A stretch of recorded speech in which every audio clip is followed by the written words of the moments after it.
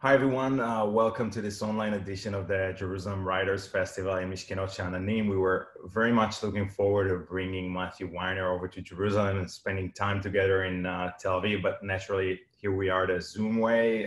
We're both still quarantined right now. Matthew is quarantined with his 9 Emmy Awards. He is the creator of Mad Men and the writer, producer, director who gets complete creative freedom in LA, which is rare. He's also the soul behind some of the more brilliant episodes of The Sopranos. His first novel is so powerful and smart. We'll get at that as well. And it might surprise you, he started his way on sitcoms. Matthew, good morning. Thanks for starting your day with us. That's a very, very nice introduction. Thank you, Ron. I should ask you, how are you coping with all of this? I mean, how's your daily routine these days? My daily routine is probably the same as everyone else's, which is that it takes me 2 hours to do something that used to take 5 minutes.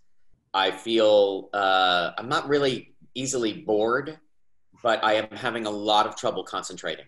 So even the distractions are not really working very well. So, I mean, the truth is I am coping with this by this is going to sound like a message from Los Angeles, but with gratitude. I'm very grateful that I haven't gotten sick, and more importantly, the people that I love haven't gotten sick. And I was saying my father and mother both had it, and they've survived it.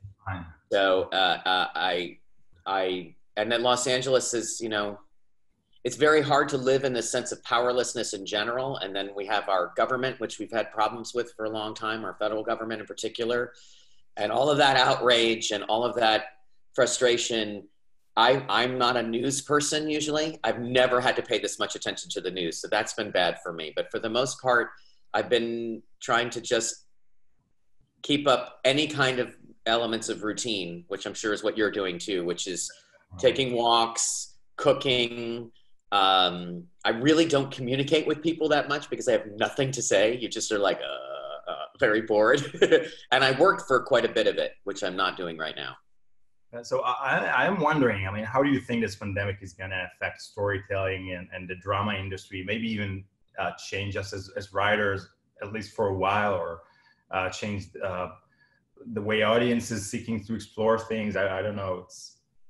I don't know. I mean, I can say this is that I feel like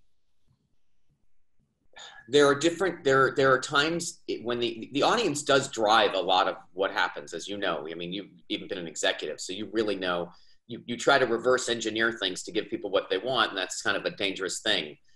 But I do feel that I use myself a lot of times, even though I have probably more extreme taste than a lot of people, or I'm more open to the new. But I feel like it's a time when people really want comfort. And it was like that before this happened. People are watching reruns, I think. They're not really trying new things. They're not into tasting new things. They want the mashed potatoes and more importantly, even if it's extreme, they want, things that they are familiar with. I think people are rewatching more things than ever. And so when you're trying to create entertainment, you basically are... anything you're doing that's new that doesn't look like something old is always dangerous. But I think this is going to be a more conservative time in terms of experimentation and things like that. And more importantly, for me, there's the practical reality of how do you get people onto a set again? How do you get into production again? There's going to be this huge demand, and all these streaming services launched right now. And I think it's just all going to be made out of reruns. You can watch everything that was ever made right now, whatever they decided to digitize and buy. And I think as writers, we're probably going to see a lag. Maybe there'll be something about all of this. Maybe someone will make a political thing about how badly it was handled, or some version of Contagion that was based on real life. But for the most part, I think we're going to see a lag between... I don't think you're going to see a lot of adventurous, fantastical things. I also don't think you're going to see a lot of these massive amounts of dystopian entertainment that we've been exposed to in the last 2 years.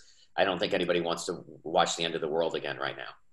It's interesting. I mean, when looking back at the film industry post-World War II and all through the decade of the Great Depression and even the 2008 recession, I think you would assume you'd find Hollywood in crisis, creating feel-good, pure escapism, superheroes. But that wasn't the case. It was explosive of innovation, and the screamer was reflecting the deep anxieties, right, and the insecurities, and lots of like thought-provoking dark stories that were reflecting all the social problems at the times in each of these crises, like racism and alcoholism and mental illnesses, and it felt like the crisis brought the rise at a point. The crisis brought the rise of the more strong, socially conscious cinema, right?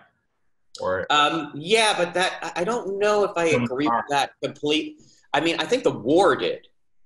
I think that the immediate response to the Great Depression was just around the corner, there's a rainbow in the sky. Let's have another cup of coffee. Let's have another piece of pie. There were in Italy, neorealism was preceded by what they called the white telephone movies. These are movies where people with nothing are watching really, really rich. If you've ever seen The Purple Rose of Cairo, Woody Allen really nails this, that people with nothing watching people in tuxedos going out for a fun night on the town. The white telephone being the symbol of like wealth, escapism, people with no problems other than like whether or not people are coming to dinner.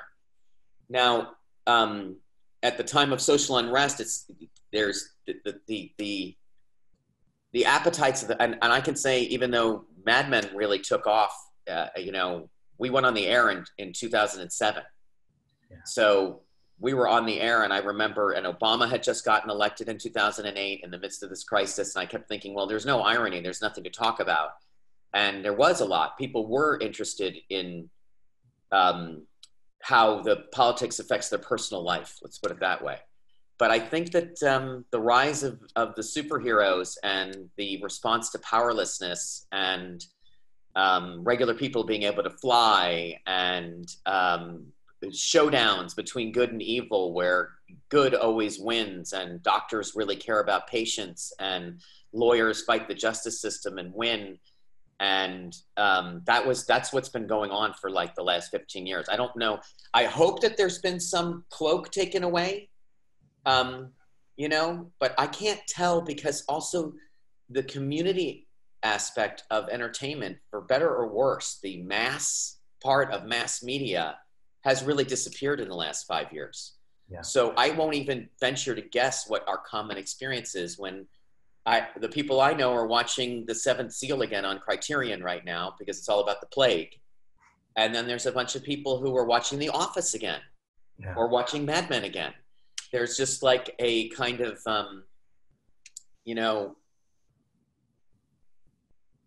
it's hard for me to generalize about what it is. I know this is going to stimulate writers' imaginations, believe me. I know that. I just don't know if the veil has been pulled away about the injustice that's been going on in the last 15 years, at least in the United States, and especially the last 4 years, the general redistribution of wealth and the idea that all of this poverty we're seeing and how close people were in America with this gigantic unemployment, how close people were to poverty, seems like a new idea to people. This has revealed it. It hasn't created it. It's revealed it. So are people going to write about that? I hope so.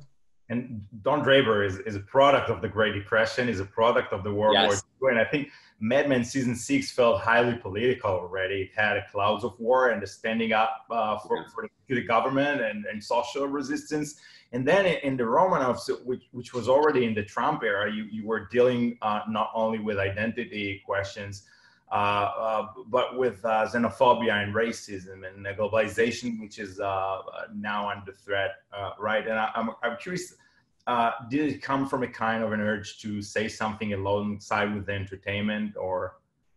I always have ideas on my mind, and I can say that even if I don't deliberately try to, I'm not good at like making a political message. The thing that was fun about doing Mad Men season 6 is I was like, okay, 1968 is a massive revolution, international revolution, and everything failed. And I was comparing it to the French Revolution, and sort of channeling as much as I could. Charles Dickens wrote A Tale of Two Cities, and he was about 75 years out, I think, or so from the French Revolution. And here I am 50 years out from the 60s and seeing, okay, do things change? Do they go back to the same? What happens when people get frustrated and they get awakened? what happens to the disorder and entropy, what happens to the feelings of having your values undermined, the things that you know undermined. We had a massive technological revolution in the last 15 years. When Mad Men went on the air, there was no streaming. There was no iPhone. There was no iPad. There was none of this stuff. It's that recent. There was no Gmail. And so for me to look at what's happened and how unsettling and how alienating it is, that's something to write about. So by the time I got to the Romanovs, I was like, it's a global world. I'm going to shoot these all over the world and show the similarities of the human beings. I'm going to show that people carry their identity with them, whether it's real or not. I'm going to talk about inequality. I'm going to talk about the fantasy of being somebody else, about how tolerant we are of the behavior of rich people, quite honestly. We're super tolerant because we want to be one, at least in America. So all of that was there, along with the fact that people are people. So I'm always writing from the idea that human beings are consistent in some way, whether their circumstances are or not. And what I have felt is maybe, like I said, maybe this has been revealing in some way what's going on. But I actually think that as the disorder and the chaos comes, and this is not just Los Angeles, I think people are turning inwards. I think that all of the stuff you hear about mindfulness and, and even the religious, the evangelicals and the fundamentalism and all of that on the rise, because we just went through this thing where everything we value and understand has been taken away from us or changed.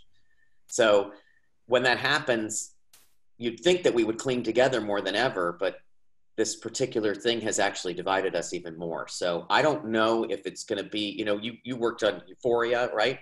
Is that yours? Yeah. So you know exactly what I'm talking about. This is like drugs are become an escape the same way entertainment does of it's some way to feel some kind of safety. That's what I write about. It's like, what are people willing to do to deal with this anxiety? And we usually think we're going to be better people after a crisis, and then we're worse. But I mean, let's talk about these shows and the drama. I think in a way, the Hollywood executives each year have their formula or even algorithm for what they are looking for and what is a solid no, a pass. And everyone implement more or less the same formula, but then comes the madman that goes against the formula and against the rules. And those shows that 20 networks would reject, these are the shows that eventually stand out. I mean, both artistically and rating wise. And even today, I think if you look at the most successful shows among the 490 shows, scripted shows that were made last year, I think the successful ones are those who everyone rejected. I mean, should that be a formula to go against the trends? Well, I mean, you've actually been an executive. And I toyed with the idea myself and thought, like, could I pick things better than these people? Like, what do you have to do? Their job is to have some kind of rational system for making work. And you basically are immediately in a box where you can only succeed based on what has already succeeded. So to say, I'm going to take a chance and do something new, it's hard. I had an executive tell me, when I was talking about Mad Men, they were saying like, oh, we want Game of Thrones and stuff. I go, I was at HBO when Game of Thrones was happening. Nobody thought that was a good idea. Yeah. Nobody did, including the people that were making it. They reshot the pilot. It didn't feel like an HBO show because it was so genre. It was a fantasy show. No one imagined that it could win the Emmy because it doesn't have the kind of status that the typical drama does. It's so genre related, etc. Everything about it was wrong. And I'm using Game of Thrones as an example, not to talk about quality or anything, just say like, even something that's in that commercial, so transparently commercial world now was a high risk. And so reverse engineering is dangerous. Yeah. But I had an executive say to me, we're looking for a Game of Thrones, stuff like that. And I said, well, Mad Men, no one was looking for Mad Men. And believe it or not, you weren't there, but nobody was looking for Game of Thrones either. That was a big risk. And they said to me, oh, Mad Men is the exception that proves the rule. I don't think you understand that. And I just said, listen, all success is an exception. You can't engineer these things. So On the other hand, giving people a bunch of freedom to do whatever they want may not be the right way to do it. There's a lot of money involved, a lot of jobs involved. Of course, in America, at least, there's so much audience for each particular part of it. But even something like Fleabag, that I thought was so remarkable, I know the road to Fleabag was not like that Amazon found the script and developed and stuff like that. This was a show that was made elsewhere that they bought in on when it existed already. So who's taking the risk is the most important part of it. And that's the business part of it. On the creative part of it, I've never created or worked on anything that I didn't think that I wanted to see. And that's the only rule that I have. And I think I haven't had a job that depended on success that way. I did depend, you do your best. You don't expect Mad Men to happen. You don't expect The Sopranos. I mean, I went on The Sopranos. It was already huge. It was a gigantic show when I got there. But I feel like the weird part is like you're saying, these outliers drive the marketplace, but 90% of what's being created is not related to it. And that should inspire writers to do what they like, and directors and actors to take risks on things. A great actor can really make something like this happen. It needs an accountability thing. You need the factors that can make the executive say, well, I checked off these boxes. And also you need brave executives. You really do. Christina Wayne, when I was at AMC, and Rob Sorcher, they were like, we have no other choice but to try and not just imitate. Both Breaking Bad and Mad Men were projects that have been rejected by everyone. John Landgraf at FX, the guy just keeps taking things that there's no other place for these projects to go. And he wants to watch them, and he takes risks on things.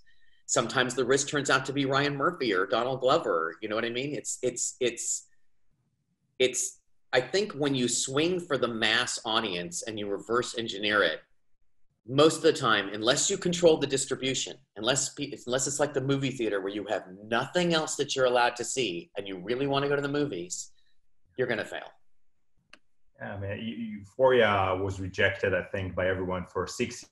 Our friends did the Stranger Things, which is the most, I think. Oh yeah, there you go. Yeah. I mean, one of the biggest success, and it was so obvious that not only a 20 network said no to it, but it was obvious that everyone would tell them it can't be the point of view of the kids. Turn it into an FBI investigator kind of a genre. It's like, it's always the same. And I think you started, if I'm not wrong, you started developing the idea of Mad Men in 1992, and you then started writing in 1999.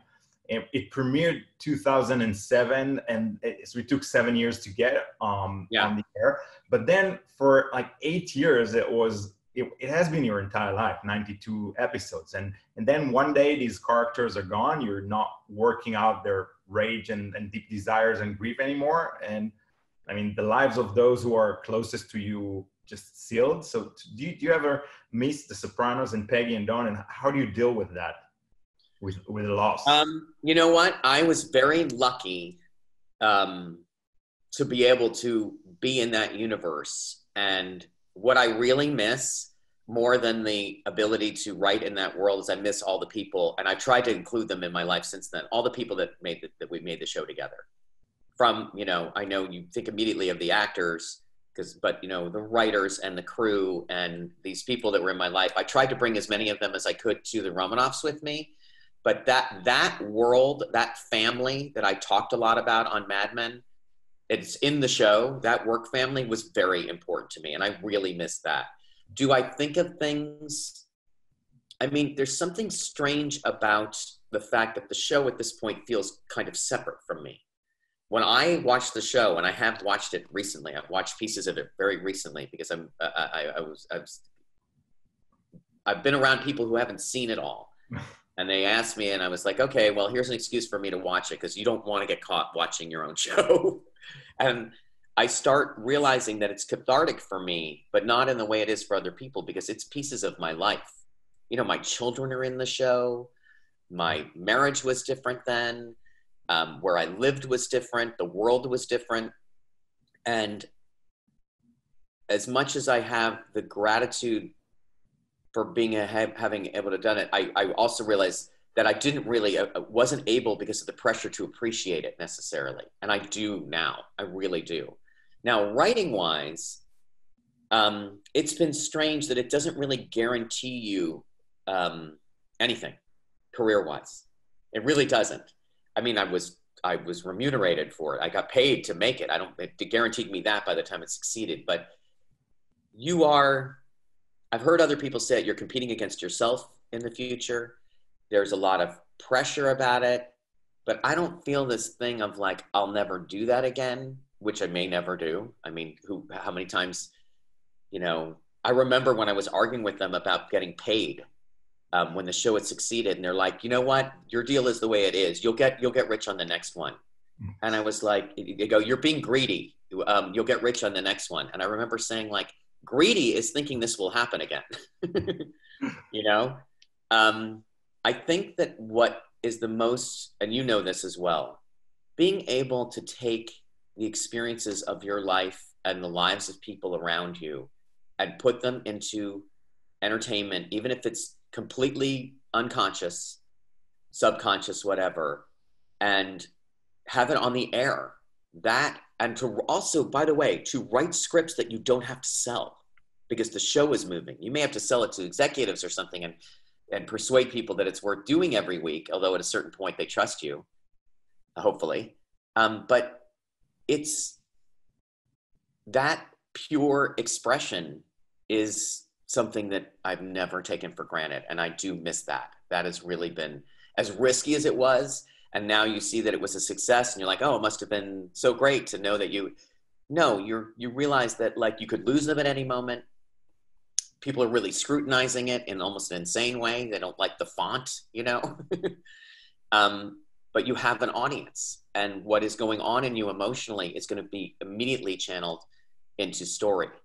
And so when you work with great writers and great actors and you see people really working at that level and really engaging artistically in the pure way that we talk about, with no discussion of commerce, no discussion of anything, just like, how do I tell this story? How am I present in the story?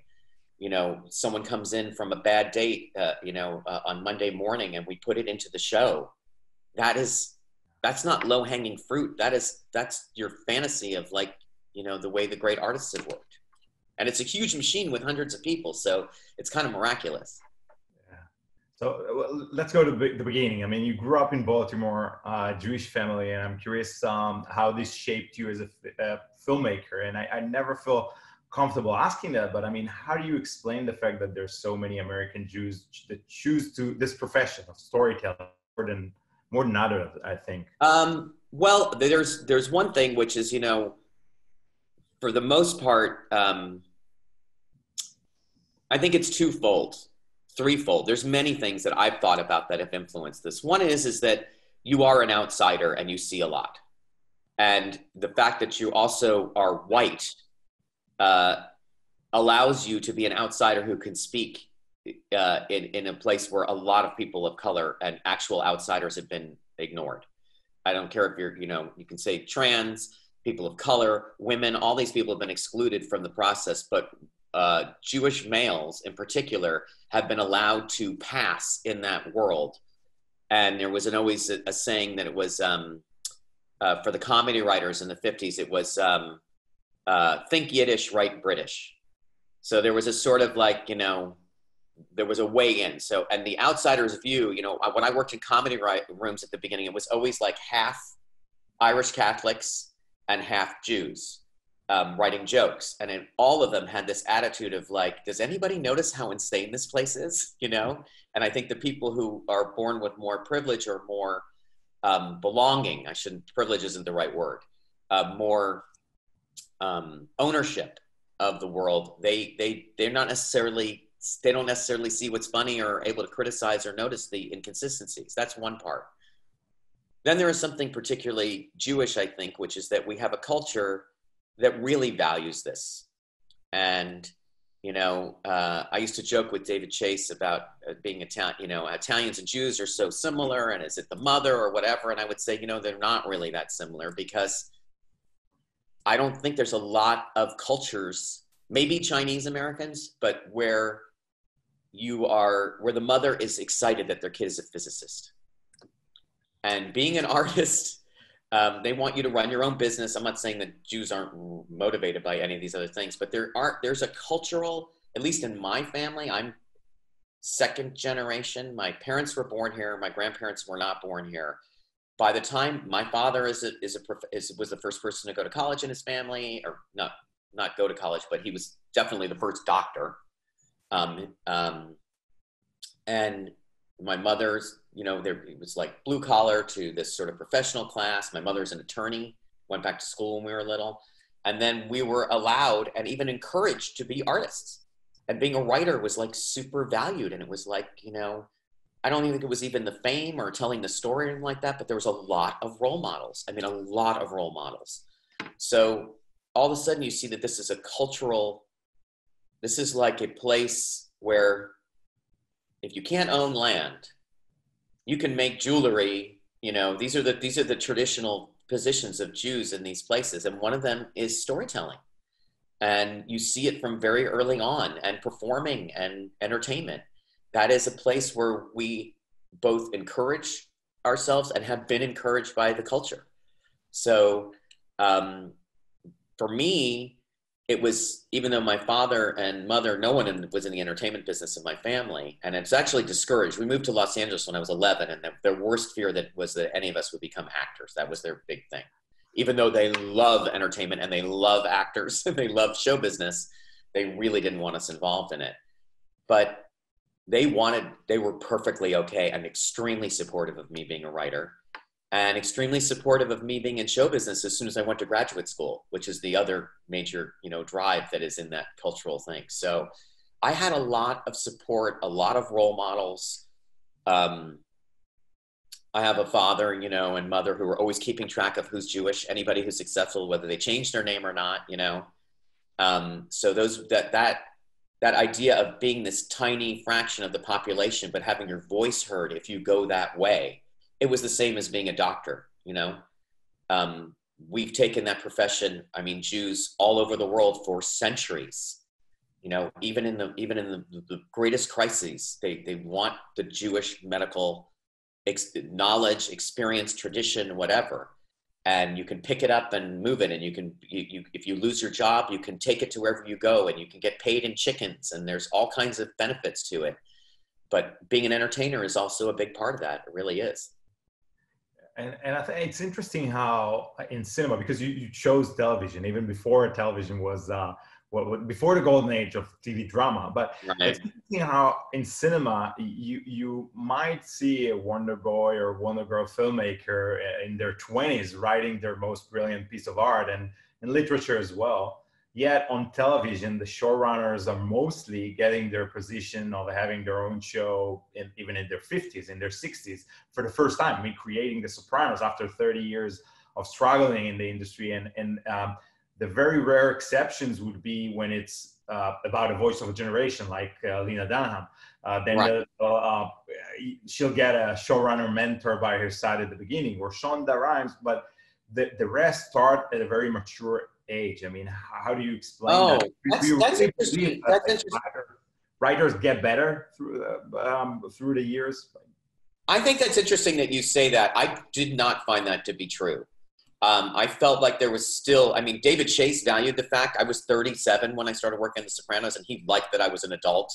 He really did not necessarily want a 25-year-old right out of film school. And I think definitely, look, you're not going to find a more profound and interesting writer than Bob Dylan. And he's doing it when he's 19, and you're not even sure if he knows what he's doing. You don't want to believe that he knows what he's doing because it's so profound.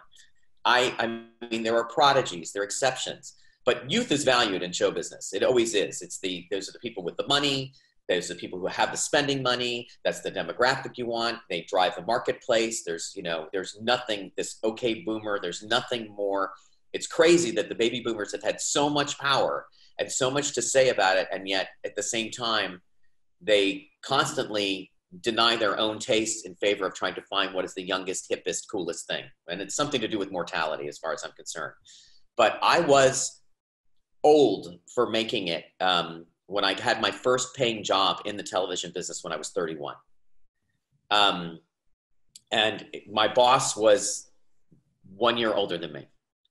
you know? So, and at the same time, there are adults. And you take someone like David Chase, you know, you may know him from The Sopranos and say, okay, he's 55 years old when the show hits. He was a prodigy. He worked on The Night Stalker and wrote almost every script of that. It was only a 15-episode show, I think, in the end, and he wrote a lot of them. Then he worked on Rockford, which was easily The Sopranos of its time. I won't go through his entire career, but he was what you call a showrunner. There was no such thing as a showrunner. You know, I'm not trying to say no to what you're saying, but I definitely think that there is ageism in television.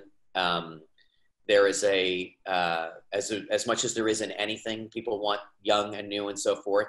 Now there is a guardianship that can happen because the writers are the producers, where someone like Judd Apatow, who is very good at managing other people and promoting them and benefiting both personally and for them and himself, it's a great situation if he discovers you. And there are so many people that he has worked with and have worked for him that have succeeded, that you kind of say, you know, the amount of people that worked for David Milch who are running TV shows, the amount of people that work for David Chase that are running TV shows. I personally have a great deal of pride that almost everyone who worked for me is not only working right now, but a lot of them have their own shows. So it becomes this kind of apprenticeship, which you're allowed to learn in, which is not necessarily true in the film business. Do you know what I mean? You know, Mike Nichols told me that, you know, Billy Wilder talked to him, but he's not the person who it got him a job. So there is that. But do you become, I always wonder this, you know, and I'm at this point where I was like, okay, it all happened. Now I know it all happened. I was pretty young when it happened. And I felt terrified about the management part of it. I never was the kind of producer who was able to sleep at night and sign a check for $100,000 to the studio to rent stages or something. I had real producers who did that, and people who understood how to do that and work with the network and work with the studio.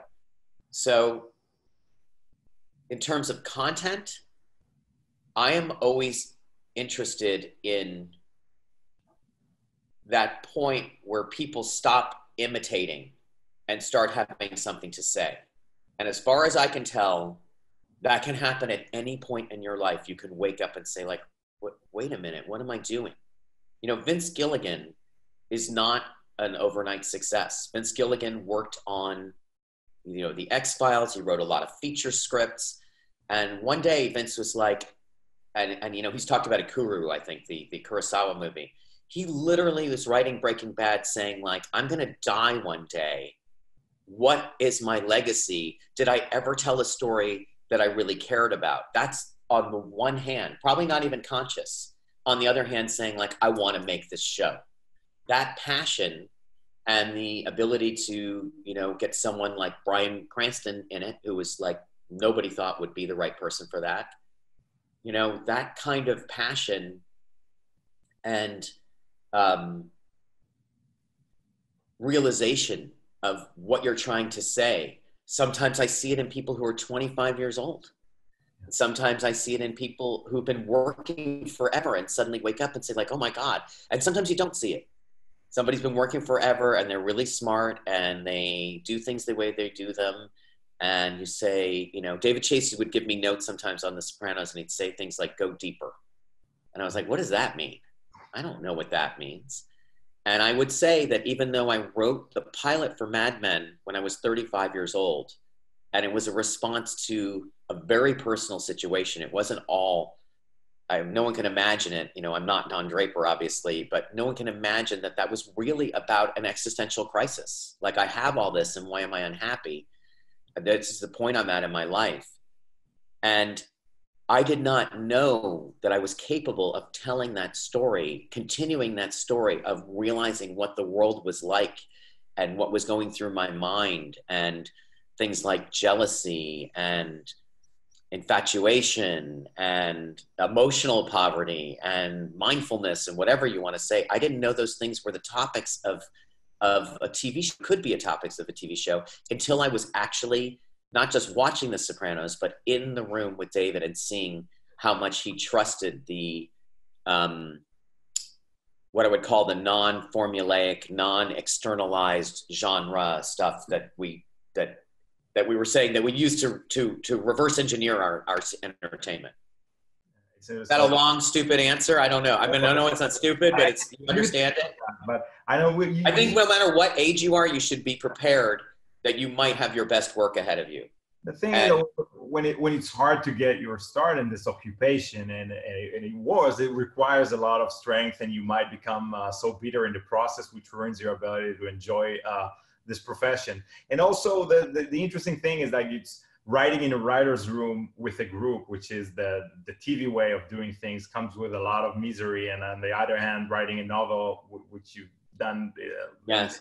so lonely, it comes with a different kind of misery. It's two different ways of life. And just one last question about Mad Men. I think, everyone remembers from the pilot of Mad Men, Don Draper as a liar and as a cheater. Yet the scene that opens this show, the opening scene of the 7 seasons, we have Don doing something really lovable and treating the old man, the old black busboy in a restaurant gently with respect and interested in what he has to say. While the surrounding has zero respect for that old man, of course. And that makes us forgive Don maybe for whatever he's about to do. I mean, do you think, could his character still work powerfully and relatably without this scene? Was the scene there from the beginning? Yeah, the scene was always there. I never worry about likability. And honestly, no writer wants to hear this. That's casting. You can write anything you want if you cast the right person. I think about Daniel Craig as James Bond, which is always like one of the things that's a big challenge of casting. And that movie, I would call it a show. That TV show, James Bond, has changed over the years. And Daniel Craig has a kind of like heavy-lidded, almost homicidal, intensity, which a lot of people like because it's more like the books, apparently. But Sean Connery was like the light comic guy. He shot people all the time, and he always said witty things. And so for me, I'm not saying Daniel Craig's not likable. I'm just saying Daniel Craig is so likable that they even pushed that character into a more transparently violent, dangerous person than the thing they were sort of always rolling off of the spy in the Sean Connery years and all the people in between. So that's number one. Number two is I don't like put scenes in to make people appealing. I felt that what you had to realize about Don right away is that Don is motivated by actual human beings and doesn't judge them. Don is interested in what everybody thinks. And Don is not a racist. Yeah, I mean, that is definitely part of it. And Don supports, this man's opinion. And by the way, if you notice at the end of that scene, they bond over the fact that women love their magazines. So they're joined by their sexism, which is period. But also, so their reprehensibility is like holding them together. But I look at that scene and say, Don doesn't trust research. Don isn't interested in reverse engineering. Don even says to Dr. Faye, Carabono's character, when they eventually get into it, he goes, my idea tested badly because people have no idea what it is. Once they see it, it will be on the list of things that they think that they would like. People don't know how to evaluate things they haven't seen before. And I wanted people to know that Don was approaching the world as a person and not in that shell that we see. And that to me is an actual human being as much as you can when you make a character. And, Tony Soprano and John Hamm brings a lot, by the way, both negative and positive to the characteristics of Don Draper. I am taking stuff from him literally after the pilot. I am already interested in what he can do and what he is bringing to it. You take a look at James Gandolfini. He is actually a murderer, that character, Tony. And it's not that we just root for murderers, but we are interested in people's reasons for things. And likability is a dangerous road to go down because then your hero ends up being the most boring. Your protagonist there's no feminine versions. Your heroine, whatever else it is, that main character ends up being the most boring thing in the show, and you end up following the villain. You take something like Luke Skywalker, for example, where, you know, no offense to, it's not a Mark Hamill thing. He did a great job with it, but it's one of those things when I look at it, and even at like whatever, when I saw it and I was like 10 years old, I was like, who was I interested in that movie? Han Solo and Darth Vader, the end. Yeah. So if you are worried about likability, of course, you're going to end up nowhere. So that wasn't how that was constructed. But yes, I do think that in the end, I intuitively knew that keeping Don in a human realm and trying to explain that Don was not a racist and that the world is, because Don is interested in everybody. And when he's telling the truth, by the way, nothing good come out of that usually. No. Coming out of Mad Men, practically you could choose whatever you want to do, and all the doors were open. And don't be so sure. No, I'm not kidding. That's what I was trying to say. That is not a guarantee of anything. But you were asked, what is the one idea you choose to do? And you chose the Romanov, and you chose to do something that is really exploring, I mean, so many genres, not only so many languages, but I tell this story, Ron, I'm going to tell this story as encouragement, not as to depress people. I knew that I would have to parlay the massive success, the undeniable success financially for my partners and for everyone involved, creative, etc. I would have to put all of it on the line to get to make something like the Romanovs. And I was very interested in it. And it is like Mad Men, you know, this idea of the man torn between the city and his family and his work, and the suburbs and advertising, all of that was part of a genre at one point. And I found this serialized, I mean, no one's ever done it on an international scale like that, that was going to be the thing I wanted to do. I would say I was rejected about 30 times with the Romanovs after Mad Men, because all they wanted, even though none of these people wanted Mad Men originally, now they wanted Mad Men. And I was like, well, I don't want to do that again. I don't know how to do that again. I've seen other people try and imitate it, and I don't think even they know what it was that made it work. I certainly don't. So I wanted to do this. So I used all the goodwill, and it was still a tough sell. And one of the great things about going to Amazon is that they had this international presence, but a lot of things happened over there. But so just know that. Now, why was I interested in it? I was interested in a couple of things that you know as a series TV writer that I wanted to explore. Number one, I had written the novel in between. And the novel has a crime in it.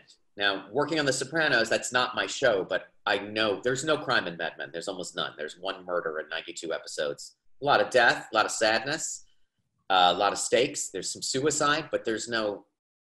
When you don't have a gun and you don't have a crime, you basically are taking away two of your best tools as a writer. Yeah. And so I wanted to both explore genre, and I liked the idea of I had a lot of things that I wanted to write about identity and all over the world and what was similar about people, whether they perceive themselves to be similar or not, our obsession with status, our obsession with fame, our obsession with genetics, our obsession with, with some kind of global community. All that was interesting to me. But what I really liked was the idea of telling stories that had an ending, that there was no serial element to.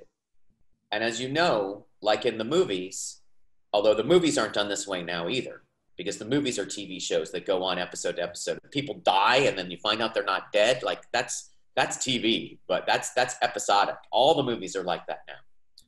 So I wanted to tell a story where the repercussions were permanent and where the audience was in a state of anxiety about that someone could die. The main character could die. Don Draper's never going to get fired. You know that. They walk in and say, Don, you lost your job and you're worried. How's he going to get it back? But you know that even if he gets fired, we're going to watch him next week. John Hamm's not leaving the show. They call it schmuck bait. There's certain stakes are very high, but they're not really risky. So I was like, this person could die. This person could kill someone. to tell a story like that with an actual resolution was very exciting to me. And I had a lot of stories like that sort of in my folder that I kind of was like, I could have done, and maybe I will someday, I don't know. I mean, everything changed over to Amazon in the middle of this, and obviously you could never do an international production like that with this right now. But I could have done 10 years of the Romanovs. Yeah, and I mean, you love short stories in a way, and it's cinematic. Yes. It's incredible, an amazing cast, and it's surprising genres. It's like the film noir and dark comedy and horror, and you were filming in 8 countries, as we said. Yeah. And again, you were the broken, like traumatic past that shapes the present, and the supremacy is coming to an end. Everything is there. And like, people's own version of their narrative. That's really interesting to me. Forget about what's really happening. They start to say like, well, I'm a Romanov. I mean, it wouldn't be like this, or my family was, am I traumatized by it? Am I special because of it? Am I rich because of it? Did I lose something because of it? That's, you know, I pitched the show before the election by saying, this is a story about a bunch of people who think they used to be great. Yeah. And with Heather, the totality, I mean, now as the novel, which you wrote in a kind of a writer's retreat, and now you dealt with parenthood and obsession and a couple whose child is their entire existence in a bad way. Their ability to fulfill something in life comes through the daughter. And I can just guess it's not your own experience, but what was that triggered such a powerful, intense, beautiful inner world in you, even with the antagonist, the sociopath? And did you need to do a research in order to be able to get into Bobby's mind and witness this in their dialogue of a sociopath? Are you asking that because I'm in show business, do I know what a sociopath is like? Yeah. No, I mean, I feel like some of that is form follows function. I started it at a writer's retreat, at an artist's retreat, because there was a lot of writing that, you know this, when you write drama, you cannot, I think we achieved some interiority on Mad Men, some of what's going on inside people's heads. That's why I like French cinema. There's a lot of it. I actually think Israeli cinema has a lot of it also, where the action is basically not symbolic. It's just reflecting on the state of the person. And actors love it, but it's not the same as saying, this is what's going on in my mind. Because I would never say that out loud, but as I'm writing it, I give the example of, she reminded him of his dead sister. Like, forget about conveying that in cinema. It's external. The camera is external. And even if you show a dream sequence, it's external. You had to do all these drug trips. You know, it's an external thing. You're recreating a very personal experience. So that was part of it. I was compelled probably by a real event, which is that I saw this dangerous character, and I could feel it as a person. I saw someone staring at a young girl who was going into an apartment building, who was a construction worker, and it was terrifying to me. And I thought about, you know, there's this guy, Gavin de Becker, who wrote this book called The Gift of Fear. And I always think about, and there was a lot of this on The Sopranos, believe it or not. David Chase was very interested in it, about the animal part of us that we ignore. So like, you know, when you're scared, you may not be conscious of it, but something's not right. And you usually are like, oh, come on, blow it off. You also, just like, you know, when you're hungry, you know, half the time we're so unconscious that we're just like, I'm in a terrible mood. Oh my God, I haven't eaten for 4 hours. Or the opposite, I'm in a terrible mood. Oh my God, I've been eating for 4 hours, whatever it is. So I was interested in that moment, that animal moment, and then going backwards, trying to say, how did that guy get there? And how did that girl get there? And then it became about, because her dad, the idea for me was that her dad was me in this case, and he witnessed that. And what would a regular person do who's not homicidal to protect their family? And how would they even find out if they was truly in danger? They had to go on their instincts. So for me, it was about the socialized aspect of civilization. I know this afterwards. When I was writing it, it was just a story where I was just like, you know, someone at Yaddo, which is the artist retreat I was at, said to me, as I was talking about the story, and I had started a little bit of it, I thought it was just a short story. I didn't know. And she said, I know these people in New York. I grew up in this world. that man could never kill anybody.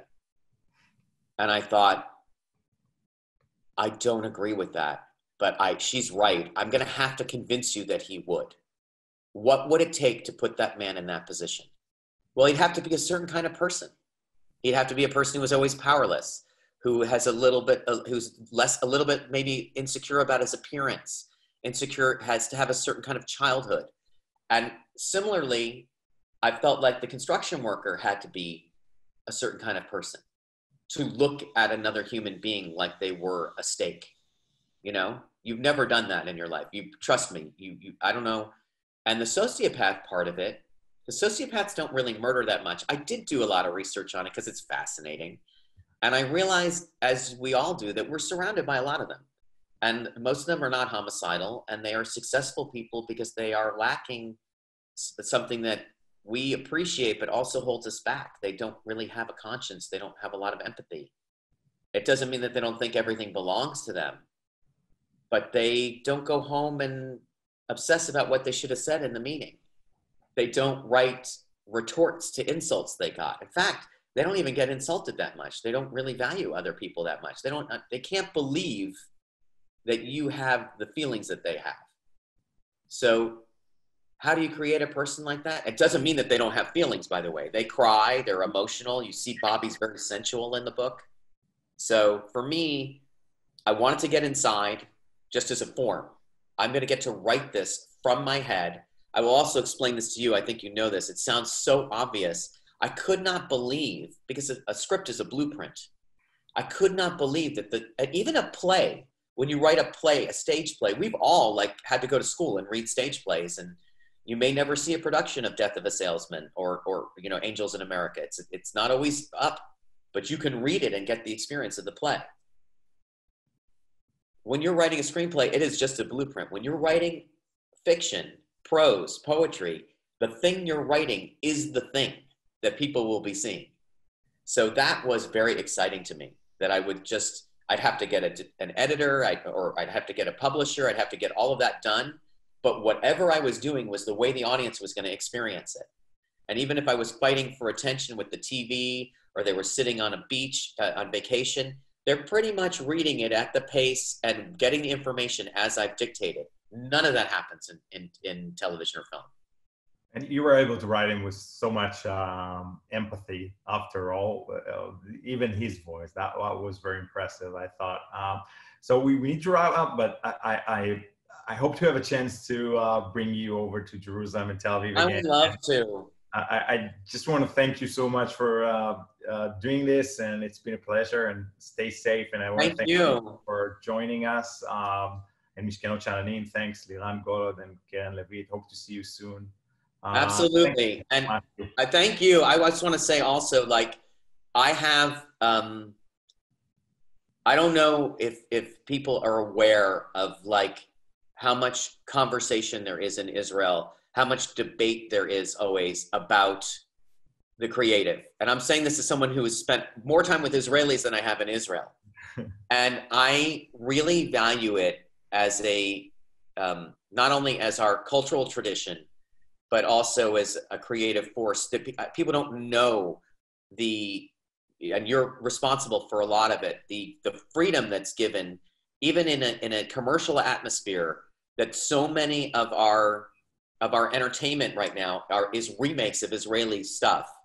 And so for me as a writer to engage with Israeli writers, Jewish writers, it's a privilege, and I value it, and I do consider myself part, when I get to be part of this and want to visit soon again and do it in person. That was the idea. I do consider myself part of a very noble and important tradition that is filled with discord and discourse and argument and all that. And I appreciate.